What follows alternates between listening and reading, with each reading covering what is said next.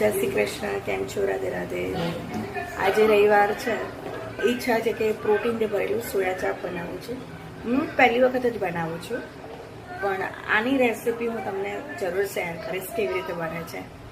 તો ચલો બનાવીએ આપણે સોયા ચાપ. જો એમાં છે ને આપણે પાણી લઈ લીધું છે. પાણી છે ને ઠંડુ જ લેવાનું, આપણે ફ્રીજનું નહીં, નોર્મલ. હવે આની અંદર આપણે સોયા નાખી દઈશું. ચલો હું અનબોક્સ કરી અને એમાં નાખીશ. આપણે અનબોક્સ કરી નાખ્યું છે. હવે આપણે જેટલું જોઈએ ને એટલું આપણે એમાં ઠંડા પાણીમાં નાખીશું. આ છે ઠંડુ પાણી.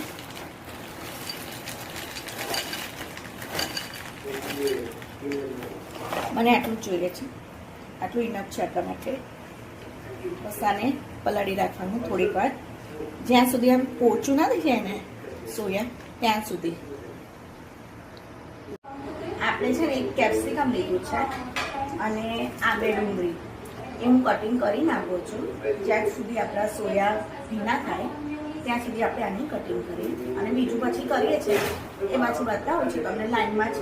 હું પણ પહેલી જ વખત બનાવું છું, કેવું બને છે હું તમને જરૂર કહીશ. ચલો આની કટિંગ કરીએ.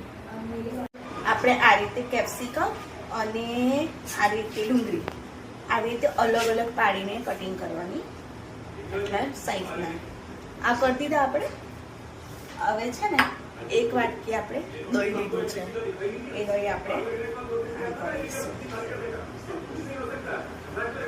હવે આપણે આમાં છે ને આપણો જે રેગ્યુલર ઘરનો જે મસાલો હોય ને એ જ એડ કરીશું. હવે છે ને આમાં મીઠું નાખીશું. સોયા આપણે છે ને વગર ટેસ્ટ ના જો કોઈ ટેસ્ટ ના હોય એમાં, એટલે આપણે એ રીતે મસાલો આમાં કરવાનો. આ મીઠું નાખ્યું.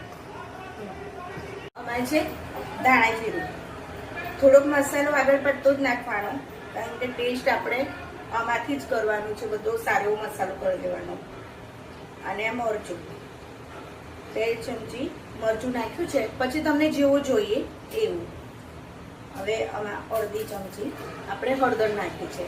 હવે આ બધો મસાલો મિક્સ કરીશું.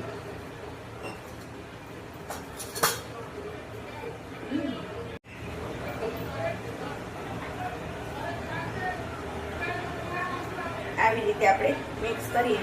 પણ એવું લાગે છે કે થોડોક હજુ આપણે મરચું ને મસાલો જરૂર છે. તો આમાં છે ને થોડુંક ગરમ મસાલો નથી નાખ્યો, તો આપણે જે રેગ્યુલર ગરમ મસાલો છે ને એ આપણે નાખ્યો છે અંદર. બરાબર, આવી રીતે હાથથી જ મિક્સ કરવાનો. આ કેટલું મિક્સ થઈ ગયું આપણું. હવે આની અંદર છે ને આજે આપણે